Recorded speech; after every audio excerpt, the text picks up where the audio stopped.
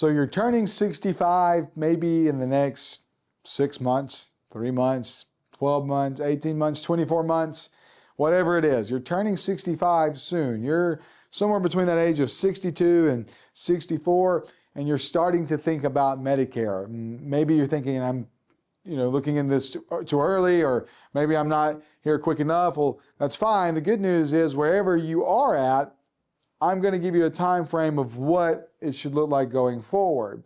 And I will be very transparent with you in this video that we do suggest starting to look into your Medicare and doing your research very early. Something that you want to get ahead of because there's a couple things that you need to understand as far as time frame goes.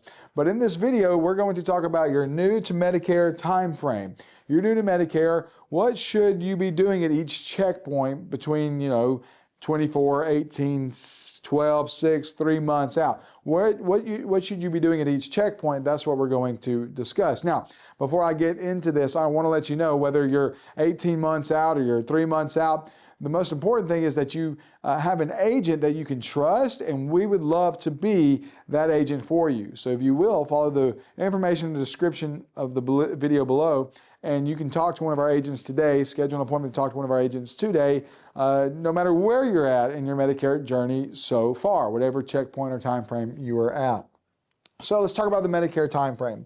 In order to really understand the Medicare time frame, you need to understand when can we enroll, what does that look like? Well, the first enrollment period that I want to discuss with you is your IEP, and that is your initial enrollment period, which is 3 months before, the month of, and 3 months after your 65th birth month. So something that a lot of people don't know is that your Medicare, or when you become eligible for Medicare, it will start on the first day of a month. And for most people, that is going to be the first day of their 65th birth month. For example, I was born May 3rd, and so my Medicare will start May 1st. So I'll actually get 2 days there that I'm on Medicare, and I'm not even 65 yet.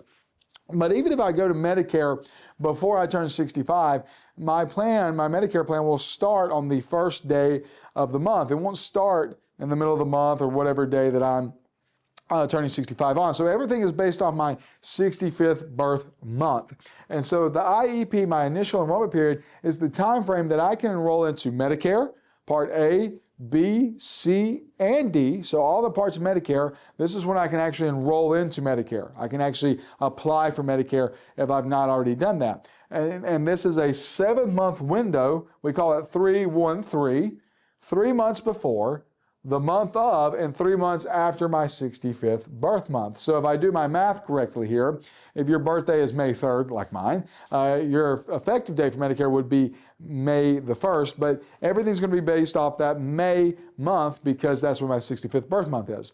And so I had 3 months before that, which would be April, March, February, that I can start applying for Medicare. And I actually have 3 months after that, which would be June, July, August, all the way to August 31st, that I can apply. So my window to apply for Medicare in that situation is February 1st all the way to August 31st, with the latest enrollment date or effective date being September the 1st that I could do that. That's the time frame that I can enroll. Now, newsflash, we don't suggest waiting to the end of that time frame unless you have some kind of creditable coverage like an employer plan or something like that.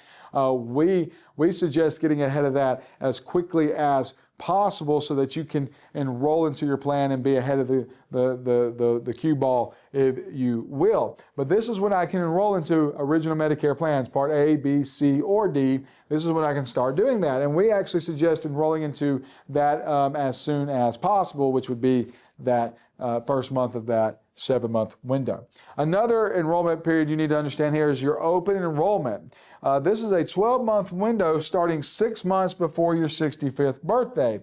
Another way to say it is I have this open enrollment that is going to be 6 months either side of when my Part B would become effective. So if I'm enrolling into Medicare, original Medicare, I have 6 months on either side of my Part B effective date, so my Part B effective date is May 1st, 6 months on either side of that, that I can enroll into a Medicare supplement plan with no underwriting. So that's a 12-month window because it could start 6 months before my 65th birth month, and it would be 6 months after that. That I can enroll into a Medicare supplement plan with no underwriting. So the IEP, my initial enrollment period, takes care of Part A, B, C, and D, so the parts of Medicare, the 4 parts of Medicare. And then open enrollment is what I use for my Medicare supplement, enrolling into a Medicare supplement with no underwriting. Now, you don't want to miss these enrollment periods because if I miss my IEP, and I start to enroll later than that, I will accrue a penalty. And I can accrue a penalty of 1% every month of the Part B or the average Part B premium, meaning that every month I accrue a 1% penalty, of what the Part B premium is going to be for that year that I'm not enrolled within this IEP. So a 1% penalty every month, and I would pay that the rest of my life. So let me break it down and make it simpler for you. If I go 10 months not enrolled into Medicare during this time frame, so I go 10 months after this, I would have accrued a 10% penalty. Well, this year, the Medicare Part B premium, the standard one, is $202.90. We'll call it $203 is what we'll call it. That means that I would have to pay an extra $20.30 because I have a 10% penalty, and I would pay that every month of this year. I would actually pay it every month of the rest of my life, but the next year when the Part B premium goes up, so would that penalty because it's a percentage. And so I would have to continue to pay that penalty for the rest of my life. That's an extra $240 a year just this year if I go 10 months without that. So it's certainly important that you enroll in a timely manner so that you don't accrue a penalty of some sorts. And there's also a penalty for Part D that's separate from that. So it could really end up adding up to be a lot of extra cash that you have to pay because you missed your enrollment period. If you were to miss this open enrollment right here for your Medicare supplement, what happens is now you would have to go through underwriting. And it would be up to the carrier to decide if you're healthy or not to give you coverage for your Medicare supplement policy. And if you aren't what they consider to be healthy enough, they can deny you. So it's very important that you get with an agent that knows these time frames and understands them well and gets your coverage in a place in a timely fashion so that you have the coverage that's necessary for you and going to take care of you. You don't want to miss these things because it can end up being penalties and or just not having coverage altogether. So you want to get ahead of these things. So what we do for our customers is we advise them to start this process very early. So I want to take a look at this. This is kind of my time frame calendar here, if you will.